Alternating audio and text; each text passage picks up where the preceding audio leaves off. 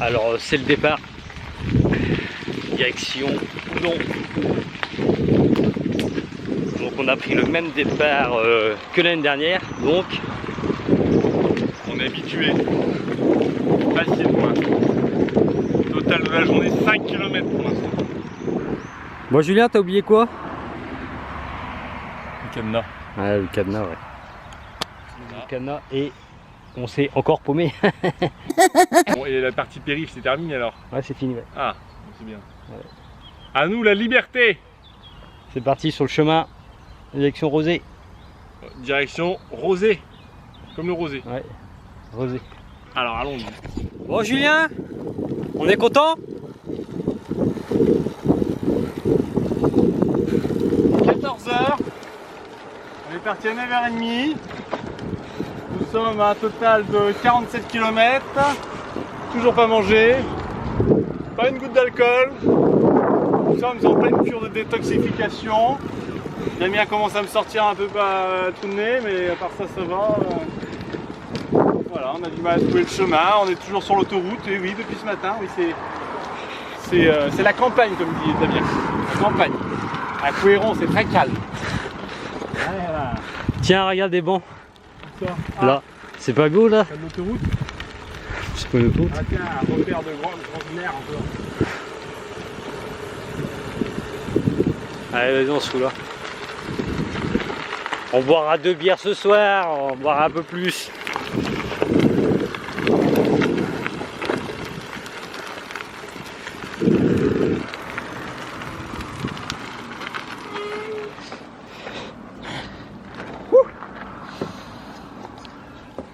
Bah moi je suis content. Alors on atterrit près d'un bois. Et j'ai vu mon ancien collègue pâtissier, Thierry. Ça, tout est moustillé. Oh là là, il sortait du bois le coquin. Oh là là là là. Oh, allez, rentre.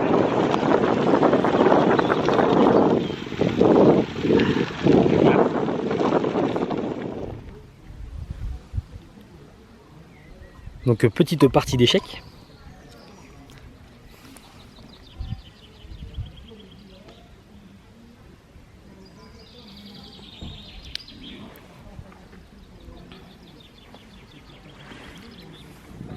Bonsoir et bienvenue dans un territoire nocturne.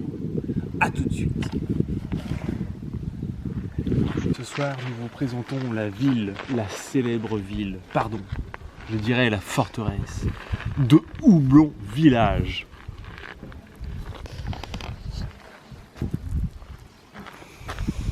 Je vous les juge de la hauteur de la tour de la princesse qui était coincée et violée à plusieurs reprises par ses ancêtres. Alors deuxième jour. Deuxième jour. Direction Annecy. La célèbre ville d'Annecy et son lac. Très connu. Voilà, légèrement mal au cul. 70 km, 73 km fait hier. Et De Damien. 25 km sans cycliste. Sans cycliste, et ben ça sert à rien le cycliste. Ouais. Ça sert à rien du tout. Hein. Même toi, ta selle anti-escar, et puis. Innocent. Ouais. Alors après une bonne boîte de 15 grains tagine et une bonne bolognaise et sa sardine, direction Chalonnes-sur-Loire. Chalonnes-sur-Loire. Et ses bars.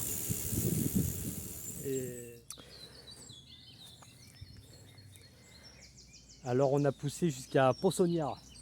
Le pays de la truite, hein, et des saumons de Loire.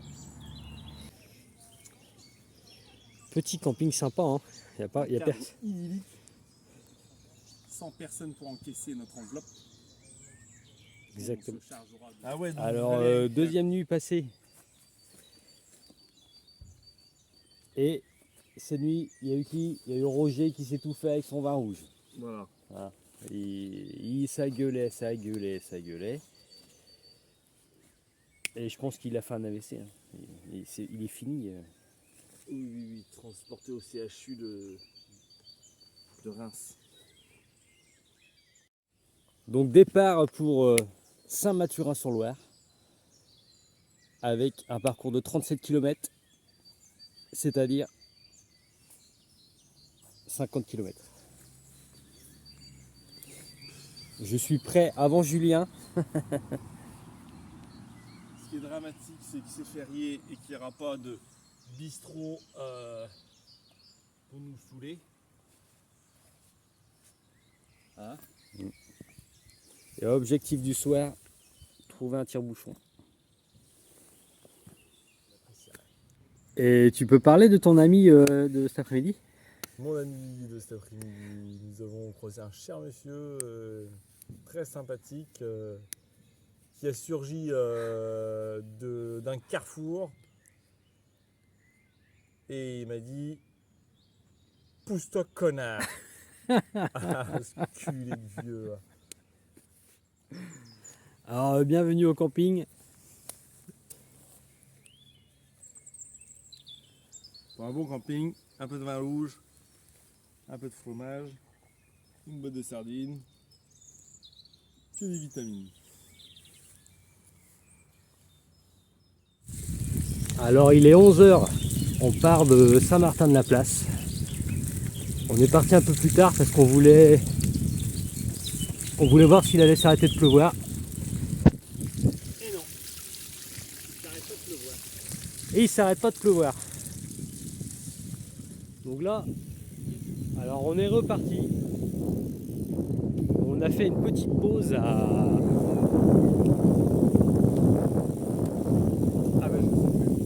Turcan. On a fait une petite pause à Turcan. On a mangé Les fameuses patates frappées. les pommes. Les pommes frappées. Nous avons pas goûté. Alors normalement on aurait dû s'arrêter à Savigny en Véron. Savigny en Véron. Mais on pousse jusqu'à Chinon. Comme ça, tranquille. Sûr de trouver un bon resto et un camping digne de ce nom. Il faut au moins ça pour se remettre de nos rudes efforts fournis à vélo. Aujourd'hui, 16h40 et 43 km. La journée optimale pour attaquer une bonne bière à partir de 17h, soit dans 5 km, arrivée prévue à Chinon.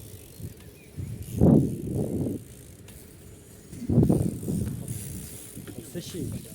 La sauce. Alors on a pris une énorme sauce la nuit dernière. Voilà. Et ce matin. Et ce matin, tremper les pieds. On aurait très bien dû partir plus tard quand même ce matin.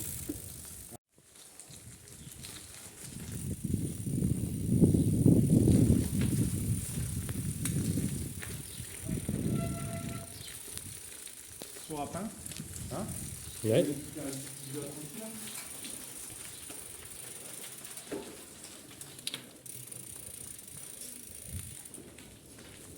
Bonjour.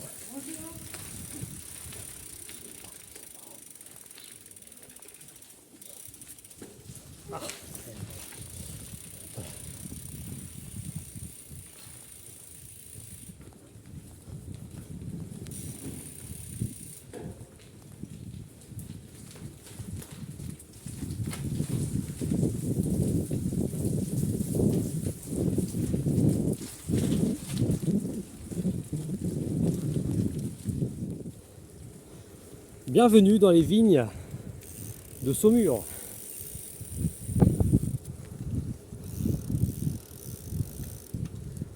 C'est ici que tout se joue, le terroir de nos assiettes.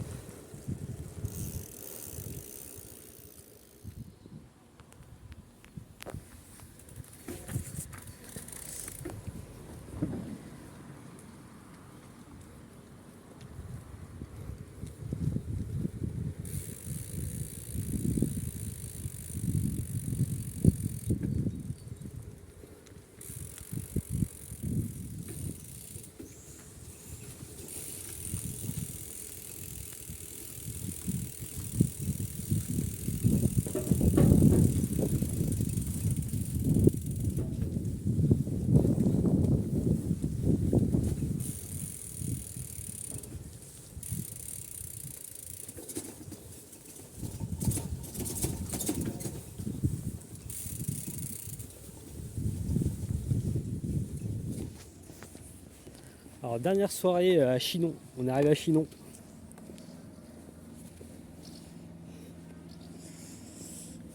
Et là, on fonce vers le resto l'Entrepote. L'Entrepote, le resto qui dépote. Entre potes. Et bienvenue dans un territoire semi-nocturne. Présenté par Johan Lester. Alors, que pouvez-vous nous dire de cette petite bourgade? Eh ben, c'est l'histoire de Chinon, la ville à la forteresse fortifiée. Vous voyez bien en face, c'est une forteresse très impressionnante. Établie dans le 23e siècle.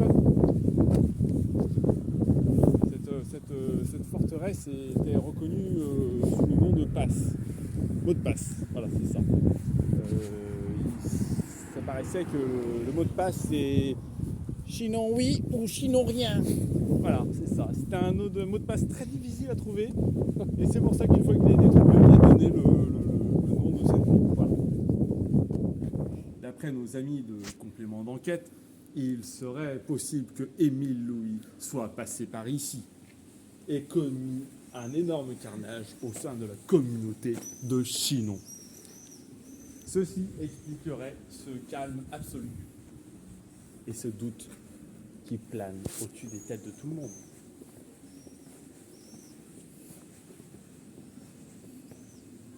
Il est possible que certains n'ont pas pu éteindre l'électricité avant le carnage de Émile Louis. Il se peut que d'après nos statistiques, vues au nombre de personnes qui résident dans cette ville, que Émile Louis a employé un moyen beaucoup plus massif et beaucoup plus franc pour anéantir la population de Chinon, bien entendu. Il devait présenter un profond dégoût pour les Chinois. Voilà, les habitants de Chinon qu'on appelle les Chinois. Donc ce soir, dans un territoire nocturne, nous allons à la rôtisserie Aslan. Eh oui, oriental. Nous allons vous emmener à cette fameuse porte de la légende. Chinon oui, Chinon rien, Chinon je sais pas. Le fameux mot de passe de la porte du château de Chinon même. Voilà, nous avons essayé de comprendre le mystère de cette ville, de percer ses plus grands secrets et de découvrir ses plus belles traditions. Et bienvenue dans les escaliers les plus raides de Chinon. Effectivement, comme vous pouvez le voir, le constater, Chinon est une forteresse renforcée. Voilà. C'est l'ascension pour l'accès à la porte, la fameuse porte dont on vous expliquait, qui recèle tout un tas de coutumes des habitants de Chinon, donc les Chinois, qui étaient en population très importante, coincés dans cette forteresse dont nous tentons de percer le secret. Donc là, se poursuit la balade digestive. Voilà. Alors après 3 gros risques d'infarctus partiel dans mon artère gauche, nous poursuivons ce périple. Nous pouvons voir à votre gauche une sorte de structure très étrange pouvant permettre aux Chinois à mobilité réduite de permettre de nous rejoindre notre forteresse.